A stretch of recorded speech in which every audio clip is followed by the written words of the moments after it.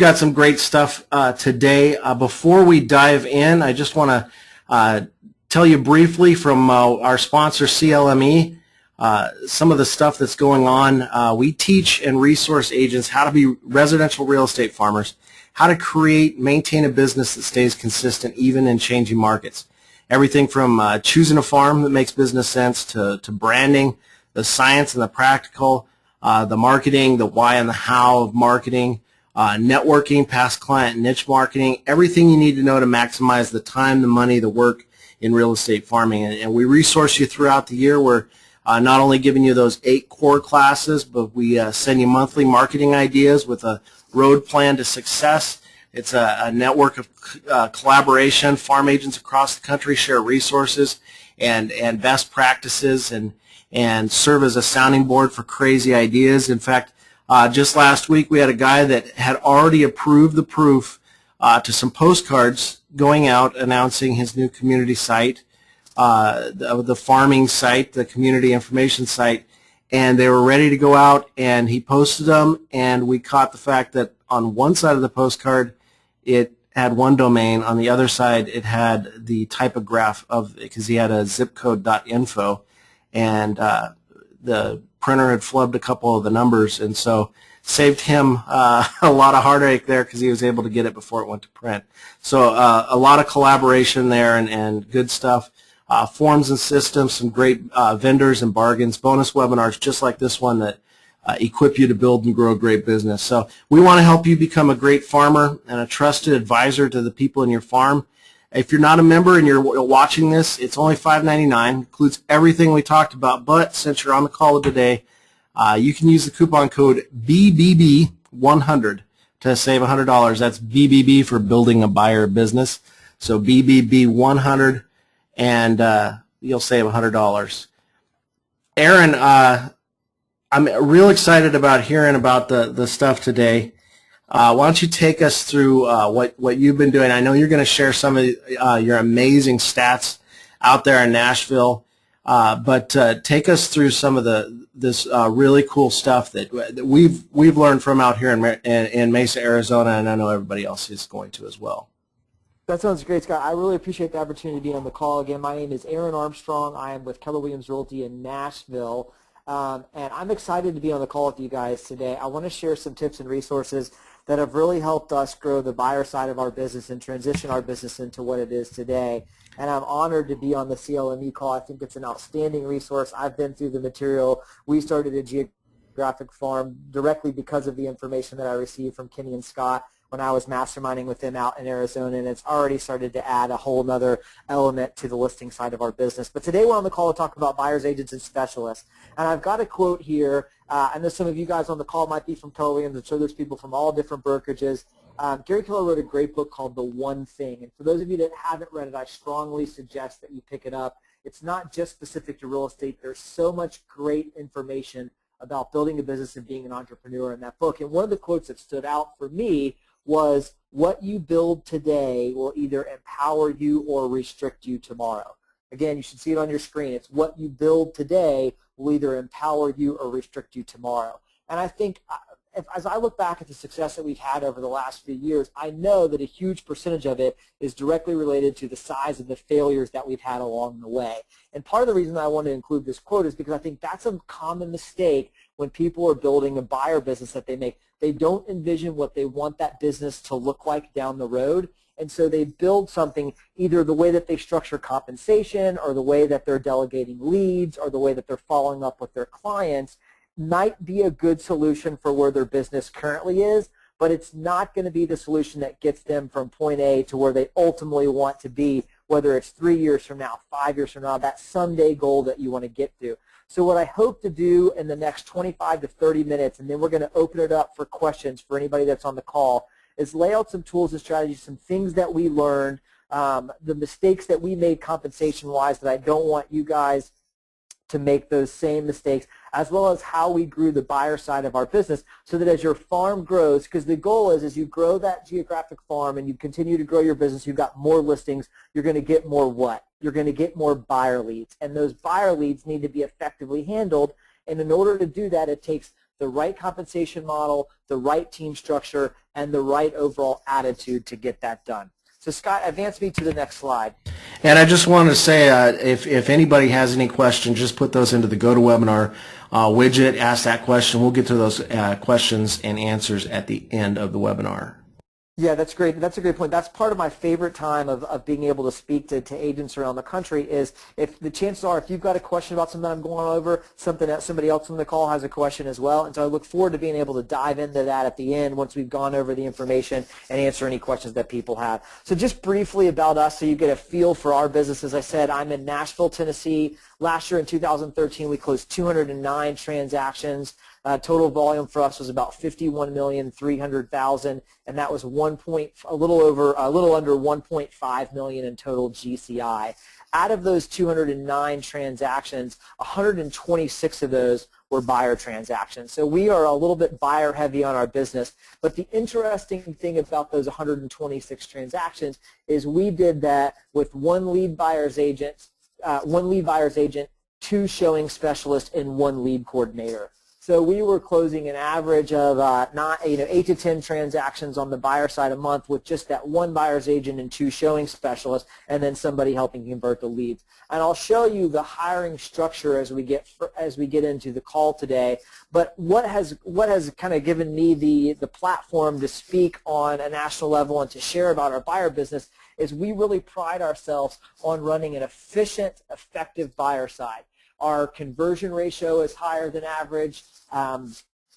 We are able to do more deals with fewer people because what we've done is we took the traditional role of a buyer's agent and what I call cradle to grave. And what I mean by cradle to grave is in a traditional team, you've got one agent that is working a lead all the way from inception, at least some part through closing. They may have some administrative support if they're a part of a team, but a lot of times that agent is working buyer leads. So maybe you've got an online lead generation system, or you've got sign calls, or you work a specific market area that generates a lot of leads, and you're receiving that lead, you're following up with that lead, you're working to convert that lead. Once you're lucky enough to convert them, you're taking them to buyer consultation. If you have a successful buyer consultation, you get them under buyer representation agreement. You begin searching for and showing properties. Once you find the property, you negotiate the contract, and then you hopefully turn it over to an administrative person. But in most teams, I still find that the buyer's agents are still getting involved at least to some extent on the buyer side of the transaction. So maybe they're negotiating the inspection contingency, maybe they're helping put out fires if something happens down the road to keep that deal together. Well, what we found as we looked at that is the first thing we found is that that's too many transactions for somebody to be successful at a high level. They're doing too many things. They've got too many things that they're focusing on.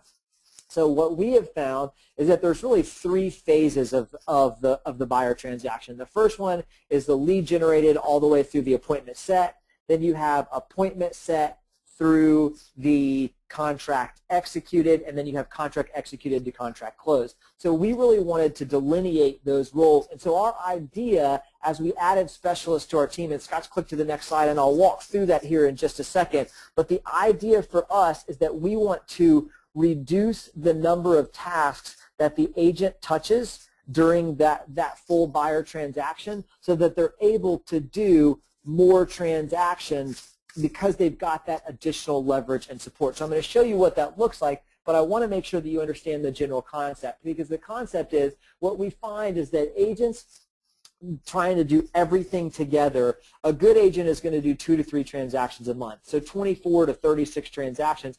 At the time that they get to 3 to 4 a month, they're in that 36 to 48 transactions.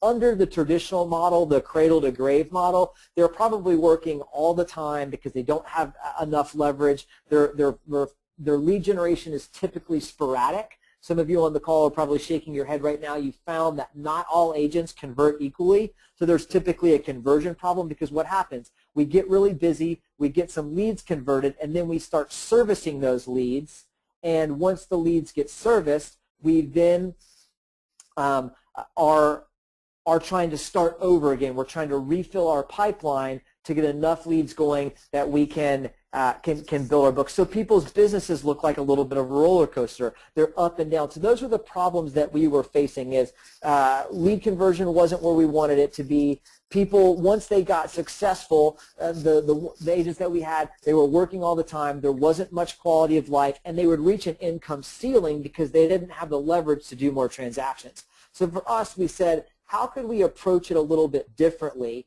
where we didn't constantly have a revolving door of buyer's agents that were coming and going. We didn't have these ups and downs, these roller coasters. And our strategy, our solution to that was specialization. We wanted to add specialization to the tasks in the buyer transaction so that we could do more transactions with fewer people and provide the agents on the team with enough leverage that they had more. It wasn't just a job. They were actually building a business within my business, the Armstrong Real Estate Group. So I've laid out what the hiring progression on the buyer side looks like and what transactions you're probably going to be looking for that next person. So we always start with that lead agent and that admin. And that's, some of you I'm sure on the call are looking at building a team. Others may already have a team. But the idea is that you always start, your first hire is always an administrative hire. You don't want to go to adding an agent right away, because what happens when you do that is if you don't have an administrative person, they start to do business, you become the administrative person. You end up getting those tasks on. So typically when you add an administrative person, you can do around 24 buyer transactions because you're also working listings as well. So maybe total, if you've got a 50-50 split between buyer business and seller business, you're doing somewhere in that 45 to 50 transaction range with you and one administrative person. Once you get past that, it's a good time to add an additional specialist to the buyer side of the business. And Aaron, I really appreciate you pointing out that you want to get an admin before you hire another agent, because so many agents have that completely backwards, and they get frustrated because they bring on another agent and they have no administration to support that agent. Yep, that's exactly right. So people make the idea of, well, I don't want to pay for an administrative person. I want to hire an agent, and then once they start doing some deals, then I'll hire an administrative person. You end up becoming that assistant. You go backwards in business a lot of times and in profitability, to where if you find the right administrative person and you're on that verge of wanting to make that hire, maybe you don't quite have the money. If you get the right person, they're going to take enough stuff off your plate, and if you spend all of that time focusing on creating additional business, whether it's building your farm or growing your sphere of influence or working internet leads that you have, you will more than make up for that salary. That will be a huge return. So we always start with that administrative person. From there, once we've got that and we get up to that 24 buyer transactions, maybe a total when you add in your listing transactions of 45 to 50 transactions, at that point it's time to hire somebody to begin to leverage out the buyer side of the business. And instead of hiring a full-on buyer's agent, I encourage people to start with the showing specialist, because what's the most time-consuming part of the buying process? It's showing houses, right? Those are the times, once the houses are found, it's setting up the appointments, taking the client from house to house, following up with them after the showings. All that can be done by somebody that you bring in that shows property. And a little bit later, I'm going to show you compensation for these different roles and what our tiered compensation plan looks like as we add leverage to the buyer side of the business. But we add that showing specialist, and they're going to we're going to train them to be an expert at finding and showing properties. Our showing agents don't just go out there and show houses. They're also the ones that are prospecting for new listings. I know a lot of you are in low inventory markets right now, and the biggest challenge that you face is that there's not enough homes for the buyers to look at. So our showing specialists are calling other top listing agents in the area, asking them what upcoming listings they have. They're looking at expired and withdrawn listings. They're following up with all the buyer leads. So once that lead agent gets a buyer under buyer representation agreement, it becomes that showing specialist role to actively engage the client, to find properties, to follow up with them on a weekly basis. If there's somebody that we consider an A buyer, somebody that's going to be buying a house in the next 30 to 60 days, we want to be talking to them every day or every 2 days, even if nothing comes on the market, to let them know what we've done for them that day. So that showing specialist takes on that role. And we find that that's going to get you up to about 36 buyer transactions. So again, if you're 50-50 on your business, they're probably somewhere around 70 transactions now. At some point in that process, as you get closer to those 3 a month, that showing specialist is going to earn the right to become an actual buyer's agent. So now at that point, they're not just finding properties, communicating with the client, and showing those houses. They're also learning to negotiate contracts is the first thing that we teach them, and then once that they're successfully negotiating contracts, we show them how to do an effective buyer consultation. So at that point, they are now able to do the 3 tasks of that middle phase. I said the buyer transaction is divided into 3 processes: lead to appointment, appointment to house under contract, and then house under contract to closing. We only want our buyer's agents and showing specialists working in that middle section of the process, from appointment set to contract negotiated. We'll talk about inside sales briefly, and we'll talk about our administrative team as well, but we want that showing specialist to be focusing on client consultations, finding the right property, and negotiating a contract. So after they master the finding the right property, we teach them to negotiate the contract, and ultimately we teach them how to do an impactful consultation. So what happens is they earn the right to be a lead buyer specialist, and as that buyer business continues to grow, they then are going to hire their own showing specialist to go out and show properties. That showing specialist, as they become more competent, get more transactions, can also earn the right to be what we call a junior buyer's agent or a team agent as production goals are met. So when you have that lead buyer specialist and showing specialist and one admin, that should take you up pretty comfortably to doing 65 to 70 buyer deals a year. Once you get more than that once you get more than that 72 buyer transactions, you're ready to take the next step. So Scott, click me to the next screen, and that's 72 to 100 buyer transactions. At that point, you're really ready to hire a second showing specialist who also is going to earn the right to become ultimately a lead buyer's agent, as well as a lead coordinator. Now, depending upon the source of your leads, if you're generating a lot of online leads, you get a lot of sign calls. Those take more time to convert. The conversion ratio is lower than, say, with a sphere of influence referral or somebody from your farm area that you already know is going to use you. You might be ready for that lead coordinator back in phase 3. You might not need to get to phase 4 before you hire that lead coordinator, because what you're going to find is in phase 1, 2, and 3, that lead agent, that lead buyer's agent, they're the ones that are still following up with the leads. They're the ones that are calling and converting. But as I said earlier, the more leads that you get and the more your buyer business grows, the less consistent the conversion is going to be. The more important it becomes at that point to have a person whose one thing is lead conversion. That you've got one person, or if you get a lot of leads, you might have more than one person. You might have a team of people in your lead coordination division. But those are the people that receive the lead, follow up with the lead, continue to cultivate that lead until they are ready to come into the office, or if they're out of state, have a phone consultation so that we can get them under buyer representation agreement. This is where we were when we were last year, when we were able to do 125 buyer transactions. We had the lead buyer's agent, the 2 junior agents that were working under them, and 1 lead coordinator.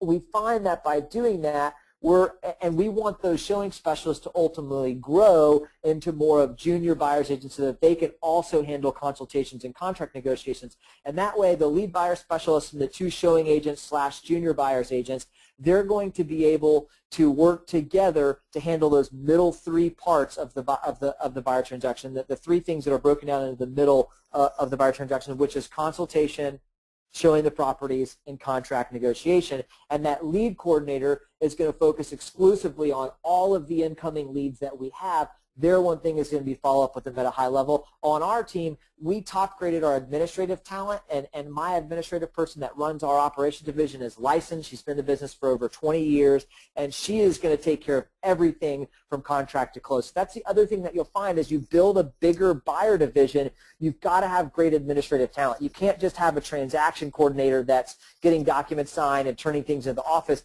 You've got to have somebody that can manage that client and manage the transaction fully, including all conversations with the cooperating agent and the vendors by themselves, because when you've got a small productive team doing over 100 buyer transactions a year, they do not have time to also be working on the contract to close and negotiating inspection contingencies and things like that. So I'm going to give you a couple of these hiring progression milestones, and then we'll go to compensation before we ultimately open it up for some question and answer. A couple things I want to point out. Before hiring a showing specialist, the lead buyer specialist should be doing enough consultations so that they can give each showing specialist 1 to 2 pre-approved buyers each week. Those, you don't want to give them a whole lot more than that. If you've got a lot more than 1, 2 pre-approved buyers that are willing to sign a buyer representation agreement, they're not going to be able to provide enough time to effectively get that client to write a contract quickly. We also know that we want our showing specialists to be limited on average. There's times when they have more, times when they may have less, to about 5 A buyers. And we, as I said earlier, A buyers are buyers that are going to buy a house in the next 30 to 45 days. And we don't want, so we want them to have no more than about 5 to 6 A buyers. And if you think about that, that's because most people want to look after working on the weekends. And if one showing specialist or one junior buyer's agent is working with more than about 5 A buyers at a time, they're not going to have enough time blocks in the evening and the weekend to get to everybody. So they're having to put people off. Clients become frustrated, and the level of satisfaction decreases, which means your referral and repeat business is going to decrease. So we've got these metrics. We want them to have about 5 to 6 A buyers at any one time, and about 20 to 25 total buyers in their profile, in their portfolio. And once you get much beyond that, that's our benchmark to know that we need to hire an additional person on the buyer side of the business. If you've got less than that, you need to do more lead generation and more lead conversion, because you don't want to hire people too quickly and dilute the business to where now neither party has enough business to meet their goals.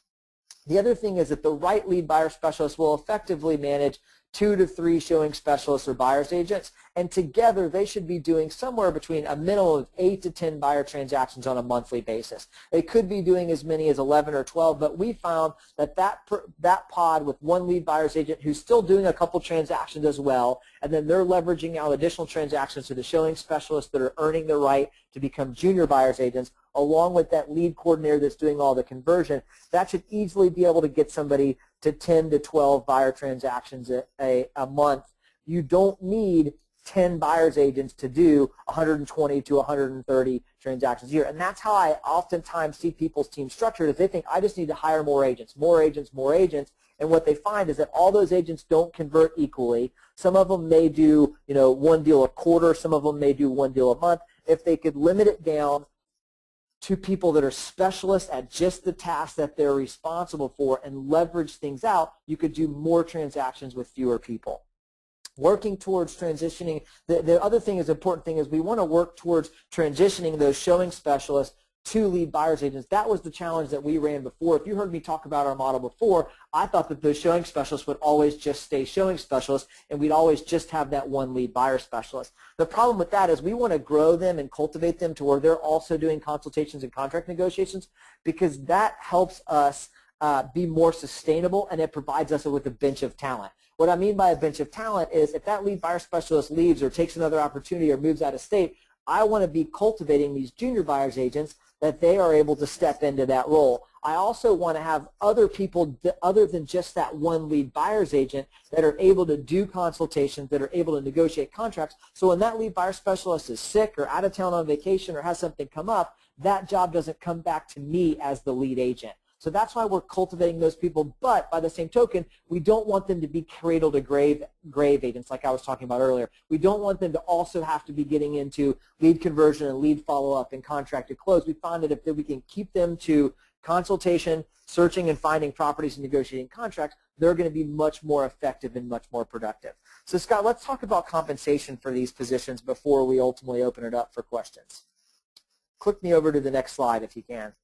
All right, so here's how our compensation model works. One thing that we found in a traditional team, the commission is oftentimes split 50-50, 50% to the buyer's agent or the buyer's team and 50% to the team. On our team, it's a little bit different. We've earned the right to retain 60% of the commission. And the reason I say that we've earned the right to do that is because we have taken tasks off the plate of our buyer's agents and showing specialists. Keep in mind, they no longer are lead generating, lead converting, because that's the job of our lead coordinator division. They're also not getting involved in very, very rare cases do they ever touch a file once it gets executed. That's all handled by our executive assistant or our director of operations on our team. So what I propose to our agents is, look, we've got this inconsistency. It's difficult when you're really busy to be out converting leads. And the example that I always get is if you're a buyer's agent and you've just been out showing properties and you've sold 15, 20 properties and you're fortunate enough that that buyer wants to write an offer on one of those homes, so now you've got to go back and do a market analysis, and you've got 8 or 10 voicemails that you missed, and you've got 20 emails or 50 emails in your inbox, and right at that time a new lead comes in. how motivated is that buyer's agent to work that lead? Not very motivated, because they're already operating from a point of overwhelm. So I said, let's figure out a way that we take these items that take a lot of time, this lead conversion and lead follow-up, as well as all the details from contract to close and inspection negotiation and help them put out fires.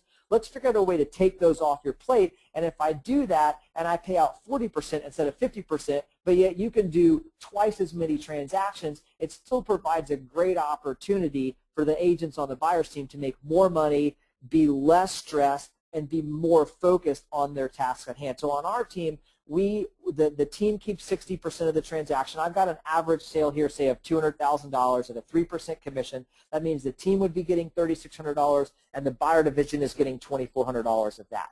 The team on our team, we pay for the executive assistant that's doing all of the contract to close. We pay for the lead coordinator salary, and we pay for all the marketing and lead generation expenses.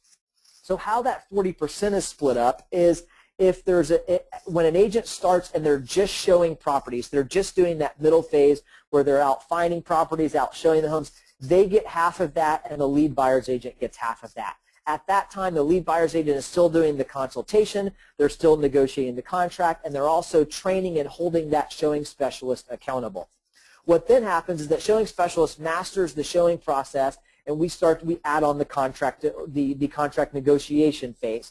Once they start negotiating their own contracts, they get a 5% bump, so now they're making 25% of the GCI. The lead buyer specialist is making 15%. At that point, they're really just doing the consultation, and they're holding that showing specialist accountable, and they're also going to be doing some deals on their own as well. So once they've mastered the showing and the contract negotiation, we teach them to do a consultation. At that point, they get another 5% bump, and they're making 30% of the GCI, and the lead buyer specialist is making 10% of the GCI. Once they've done that and they begin to meet what we say as their desired goal, or they're achieving their goal, which for us is a minimum of 3 closed transactions over a 3-month period. So they've got to go an entire quarter where they're averaging a minimum of 3 closed buyer transactions. We then bump them to 33% of the GCI. So at that point, the lead buyer's agent at that point is really just managing them. They're holding them accountable, they're leading them through the process, and for that, they're kind of keeping a passive 7%. The junior buyer's agent is keeping 33%, and the team gets their 60%. So our ultimate goal is we want to have 1 lead buyer's agent with 2 to 3 team agents, where the lead buyer's agent is maybe doing a couple deals a month on their own. And you can see in my footnote down there, if that lead buyer's agent decides to do a deal on their own where they're showing the property and negotiating the contract in addition to doing the consultation, they keep the full 40%. And that's the benefit that they get for building this division, for hiring these people, and for training these additional agents. And they've got a couple of buyer's agents that have started out as showing specialists and earned the right to be junior buyer's agents that once they reach their goal are making 33%. So that way they're getting some passive income for building that part of the team from those buyer's agents transactions. But those buyer's agents now are only focused on those 3 activities. They're getting the leads provided for them. They don't have many expenses. And so for them to keep 33%, that's almost like a 33% net profit, which is still a great deal. And they can make between, depending upon your average sales price in your marketplace, they can easily make $70,000 to $80,000 to $90,000 a year without the risk, without having to lead convert, and without having to do any contract to close, which is a great opportunity for an agent. Many from the research that I've done, most buyer's agents, even on big teams, don't make that much money. So a couple of things here that the compensation recommendations to keep in place. Average sales price might affect these compensation percentages. On a lead coordinator position, ours is salary plus a performance-based bonus. So we pay our lead coordinator a salary, and then if she reaches her goals, which are set by a number of consultations we want her to achieve on a monthly basis, then she gets a quarterly bonus from that as well. But always tie those bonuses and incentives to performance-based metrics. So whether it be appointments, signed agreements, closings, things that are easy to track that you can use to create accountability measure for team members. And also be mindful of the candidate's personality profile. A lot of people want to pay their lead coordinators straight commission. Well, keep in mind that it's going to take them a while to build up a portfolio of buyers or a pipeline of buyers. So if you're paying them 5 or 10% of the GCI instead of a salary plus bonus, they might not make any money for 3 months. So that's why we favor more of a base salary plus a bonus so that they can meet their minimum requirements. And then as the business grows and they help us convert more transactions, at that point, they're then going to be able to make more money and reach their income goals. So Scott, click over to my last slide before we open it up for questions. All right, so just a couple of limiting beliefs, things that I want to make sure that you all get to understand. When you implement the strategies that we've discussed today, there's a couple of limiting beliefs that you're going to overcome and some benefits that you're going to receive in your business. One is this idea that you always need more leads. Well, I don't know where each of you are in your business, and it very well may be the case that you do need more leads, but that's not always the answer. A lot of times you just need better conversion ratios. If you took the leads that you currently had, you increased your conversion ratios, you could do more transactions with the same number of leads. And that's all about specialization. That's about getting that one person that's in there that their one thing is converting those leads. The other myth that we talked about was I need a lot of buyer's agents. You know, if I want to do 100 or 150 buyer sides a year, I need 8 or 10 buyer's agents. You really don't. What you need is you need the right buyer's agents. You need people that are specialists, that have leverage behind them, that are properly trained, that are put into a strong system that allows them to be productive. And the last thing is I hear a lot of times, you know, well, my clients really want to work with me. I don't know how it's going to be adding a showing specialist or leveraging out the transaction. And what I will tell you is that your clients aren't loyal to you. They are loyal to the level of service you provide. So when you hire the right people and you train them and you give them the right tools so that they're able to service the client at the same level as you, you will still achieve the same level of client satisfaction, probably an even higher level of satisfaction than if you were servicing the business yourself. Because what we found on our team is people sometimes say, well, is this just a way to do more deals? And for us, structuring our business this way is really about providing the highest level of customer service possible. On our team, over 45% of the 208 transactions we did last year came from past clients, repeat referral business in our sphere of influence. So it's so incredibly important to us, and we know that if we can specialize people, limit the number of tasks that they're having to do, and allow them to provide a higher level of service and support them with leverage, we're ultimately going to be able to build a more sustainable, more profitable business that has higher level of client satisfaction. So hopefully that's given you guys some ideas. I'm hopeful that there's some questions that we can go into. Scott, any questions from people that you want me to go into more detail on? We sure do. I just wanted to touch a little bit on that last myth there is just so true. But even beyond just wanting to work with that specific agent, you know, I work with on the Kenny Klaus team.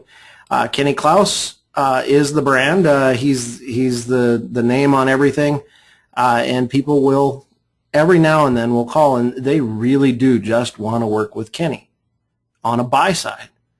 And Kenny will explain to him, I'm not a great buyer's agent. I'm a listing agent. My specialty is in listings, and our buyer agents, a lot of them might be a better buyer agent for that client than Kenny will be. And people understand that. And there's a lot of times out here that Kenny will go to a listing appointment and people are surprised that Kenny's there. Oh, it's you. And I think people just have that limiting belief that, oh, they only want to work with me. If I don't show up, they're going to be disappointed. They're not going to want to work with but that's why you have a team. And the key to that, Scott, is scripting. It's just having a way to sell. Like you said, Kenny knows how to sell the fact that the other agents on the team are better at what they do than he is. And I always tell people, I never call anybody, you know, oh, my buyer's agent or my showing specialist. I always call them a business partner. Whether they've been working with us for a month or 5 years, I always say, you know what, I'd love to be able to service you, but let me tell you what, I spend my time working with sellers, and I'm great at that. But if you allow me to partner you with one of my business partners, say Ashley, for example, who's our lead buyer specialist, if you allow me to introduce you to my business partner, Ashley specializes in working with buyers, and she knows the inventory better than anybody you'll meet, and she's got extreme level of experience in that part of the transaction to where ultimately you're going to be able to get much better service and find the right house faster if you choose to work with Ashley than if you choose to work with myself. And when you have a script for it and you work people through it, That's all people want to know. They just want to know that there's a reason for it. It's not that I'm passing them off to somebody else because I don't have time for them, I don't want to work with them. It's that as I'm building a business, I want to introduce them to something that's going to be able to provide them a higher level of service than if I try to take it on myself. Exactly. So we do have a couple questions. One, somebody asked about the discount code for the CLME, and so there, I just sent it out to everybody. It's BBB100, and you can get all that information at clme.com. Terry is asking, how are you getting your best leads? Well, Terry, I think the best leads always are sphere of influence. For me, those are the highest quality leads as people that we've been marketing to, that we're following up with, that are referring us. Those take less time to convert. They're typically easier to agree to work with you. And so those are unquestionably our best leads. But unless you have a massive sphere of influence and you've been building a database for a long period of time, chances are you're going to need to supplement that with some other lead sources if your goal is to do more than 100 buyer transactions a year. So for us, I'll tell you, and Scott can probably attest to this as well, top agents typically have no more than 3 to 4 sources of business that the majority of their business comes from. So if you look at top agents, they typically have 3 to 4 sources that 90 to 95% of their business comes from. Now they may be doing 4 or 5 other things as well that they get a few deals from, but if you narrow it down, the majority of that business is going to come from a minority of the things. It's the 80-20 rule, that 80% of their business is going to come from 20% of their lead generation sources. So for us, if we look at our other 2 top sources on the buy side of our business, it is, we have Boomtown, which some of you are familiar with as a lead generation platform, not so different than things like Tiger Leads or Conversion or Market Leader. There's a bunch of those different online lead generation sources. So our second one is Boomtown, and our third one is Sign Calls. Now your market may be a little bit different, but I would encourage you to look for areas where you can focus exclusively. If you're starting off maybe just on 2 sources as you build your team, no more than 3 to a max of 4 sources, but you can build a massive buyer business with 3 really strong lead generation sources. I personally think that one of those always has to be sphere of influence, because that's the best business that you can get, and then you're going to decide what the next 2 sources are. Is it going to be, we hope that ours eventually will be our geographic farm. Since we've just started farming in the last couple of months and we started to build that, we love that business because it's local. We know the values. We're farming the zip code that I personally live in. But while we're supplementing and growing that, it's Boomtown and it's our sign calls. Sign calls are another great one. If you have any listing business at all, you should be capitalizing on those sign calls because those are a higher conversion percentage for us than our Boomtown leads are. And Terry, for us out here in Arizona, our number one lead source is what we call direct. That means they typed in the website, and those come from our farming because we have our website on our farming materials. Our second biggest lead source is going to be Boomtown. We're also a Boomtown user out here, and the third one is Sign Calls. So very similar to what Aaron's lead sources are out there. So Michael's asking, what type of past client marketing are you doing? So for us, we touch our past clients an average of 2 to 3 times a month, and we typically send out at least 1 postcard a month, some sort of, and it depends. It might be a market update, it might be a newsletter, it might be a holiday card, some sort of piece of direct mail that we give them.